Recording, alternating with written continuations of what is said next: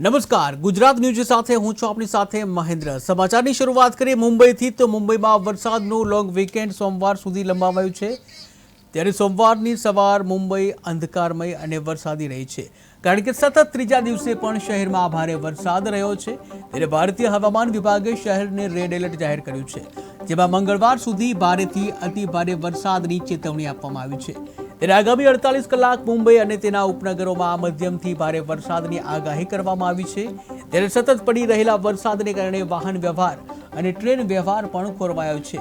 શહેરમાં અનેક ઠેકાણે ટ્રાફિક જામ પણ છે। ત્યારે મુંબઈ અને ઉપનગરમાં છેલ્લા 3 દિવસથી વરસાદે જોર પકડ્યું હતું। ત્યારે આજે સોમવારે સવારે પણ વરસાદ શરૂ છે, જ્યાં ભારતીય હવામાન વિભાગે આગાહી કરી છે કે મુંબઈ અને તેના ઉપનગરોમાં મધ્યમથી ભારે વરસાદ થવાની સંભાવના છે।